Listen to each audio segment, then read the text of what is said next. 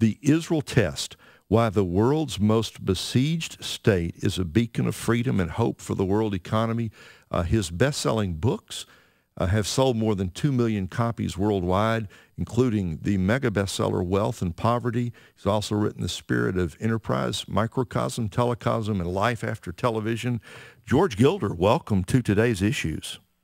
And great to be here. And for the family program, you should mention Man and Marriage, which is still in print and addresses all the acute issues of family that we face today. Is that available? Where can people get a copy of that? It's Pelican Books. It's Man and Marriage, and it's available anywhere. Well, thank you, George. Listen, we need all the help we can on the marriage and family front, so thank you for telling us about that.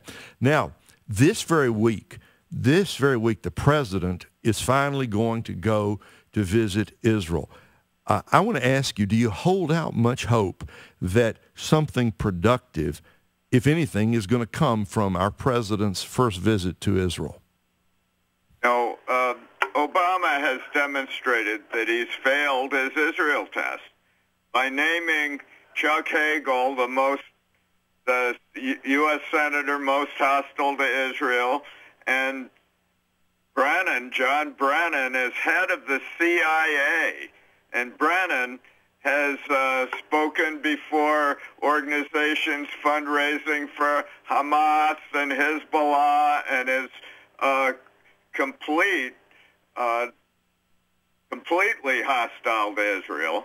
And Obama has demonstrated that in his second term he's going to sell out Israel. He's failed his Israel test. I mean, imagine, how can Israelis collaborate with U.S. intelligence anymore when the head of the CIA is a pro-Muslim and fundraiser for Hamas? Well, let's back up here just for a moment. Tell us then, this is not only the title of the book, this is the real question. What is the Israel test?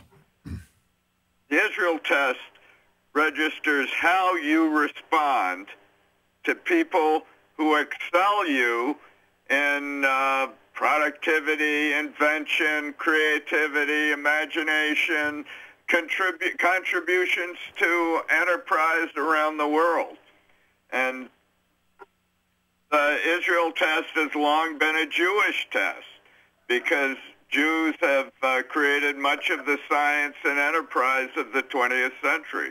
We probably would have lost the Second World War without the Manhattan Project, which invented and developed the atomic bomb. And that was completely dominated by Jews coming from Europe. The computer age was launched largely by Jews. And the computer age made it possible for us to win the Cold War against the Soviet Union. You know, right after the Second World War, the Soviet Union created hydrogen bombs and intercontinental missiles and put satellites in orbit before us to a great extent. Now, you say that the Israel test is not just an economic challenge, it's also a moral challenge. What do you mean by that? It's fundamental how we respond to people who excel us. Do we believe they diminish us somehow, or do we believe that they open new horizons for our achievement and examples for us to emulate? And this is a central moral question, whether we chiefly envy the successful or whether we resent them and try to tear them down. And all around Israel and the Middle East are countries that resent and envy Israel not because of anything it's done wrong, but because of its enormous success. It's now a world leader in technology. As a matter of fact, many technologies for which the United States is very proud, from companies like Intel Corporation and Apple Computer and Microsoft, Johnson & Johnson and Monsanto actually originate in research and development accomplished in Israel? Talking to best-selling author George Gilder. His new book is called The Israel Test: Why the World's Most Besieged State is a Beacon of Freedom and Hope for the World Economy. Available in bookstores everywhere and online.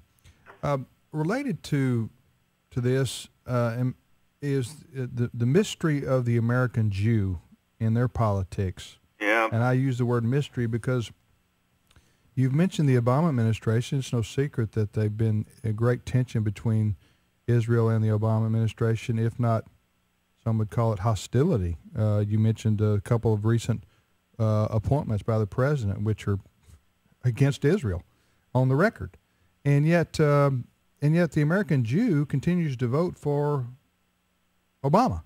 I mean, was this like 70% of them? So So, can you reconcile that for us? Jews are the richest Americans, and Jews have experienced tremendous hostility throughout their history because of their exceptional financial abilities and attainments. And their strategy is to buy off their enemies. They aren't afraid of Republicans. They're afraid of leftist anti-Semites like Brennan and Hagel, who are now in charge of American defense and CIA policy. It's a terrifying development that has occurred since Obama was elected, because not only are Hagel and Brennan opposed to Israel's defense, they're opposed to America's defense. They believe we should zero out nuclear weapons, for example, that other countries would be impressed by the U.S. foregoing nuclear weapons and imitate us rather than see this as open sesame to gain huge power by developing nuclear weapons, as North Korea has just shown, and Iran will shortly demonstrate. Yeah, I guess maybe you did answer the question, but I didn't hear it. American Jews vote for Obama. Obama's against Israel. Obama's for raising their taxes, and they say, "Give me some more of that." And I don't understand it. They don't say that. They do with their vote. What they say with their votes is that we got to pay off these people that are a threat to us. We're rich, and we know the Republicans aren't going to take our money or restrict our ability to develop new companies and technologies and financial ventures. It's the Democrats, it's the left that are the threat, and so they buy them off, and it's ugly and offensive from my point of view. But I live among WASPs. Rich WASPs are the same way. It's rich people. It's people who already have theirs, who have a comfortable, privileged position in American society, and they're all liberals. They all want to pay off the poor, all pay off the masses who might threaten them. They don't feel threatened by Republicans. It's just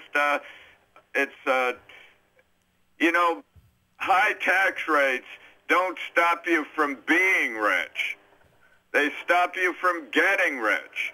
They stop new companies from rising up to challenge the established rich. And the Jews in America are the established rich. It's a strange phenomenon that Jews are horrified if you point out their incredibly successful position in the American economy, all from Hollywood to the media, all across the economy. They are in crucial positions, and it's because of their tremendous ingenuity and success. But people at the top get defensive. It's like Warren Buffett. It's just the same mentality. You know, in a way, what you're saying makes perfect sense, because if you are rich at that level, then you see the left as a problem to be solved with money. And because everything else in life is solved with money, so you can write some checks and buy them off. Now, my question is, with these two recent appointments of Brennan and Hagel, is that going to shake their confidence in that paradigm or not? I just don't know. You know, a lot of Jews have changed their minds. You know, it's a really, you know, the vote this time was 70%. That was a lower Jewish vote than usual, and there are an awful lot of Jews who still call themselves Democrats who are scared to death of Obama now. Talking to George Gilder. The book is called The Israel Test, Why the World's Most Besieged State is a Beacon of Freedom and Hope for the World Economy. You know, I was mentioning last hour, George, that I was listening to commentary over the weekend, and they were pointing out the fact that in Israel, women have rights, but all the surrounding states, countries where Muslim law is in effect, women don't have any rights. So, you know, women have the right to vote in Israel. They have the right to drive and work and all those things that women in those Muslim-dominated countries can't drive, can't vote. They have no rights, really. Yeah, nobody has any rights except the Islamists dominate these societies. And at the heart of Islam today, that is the jihadist Islam movement, not billions of Muslims are uneasy with a lot of this. But anti-Semitism is the heart of the Islamist movement of the Muslim Brotherhood that dominates Egypt and other entities around the Middle East, including the Palestinians, are all products of the Muslim Brotherhood. And John Brennan, head of the CIA, is a leading American exponent of the idea that America should ally with the Muslim Brotherhood. And Americans voted for that. They didn't think, you know, Obama, just is not a conventional politician. He pretended to be a Democrat, but as all of us know who studied his background, he was tutored for 8 years by the leading communist in Hawaii. He's a hard, far leftist. He was a friend of Bill Ayers and Bernardine Dorn. He sat for 20 years listening to the tirades of Reverend Wright.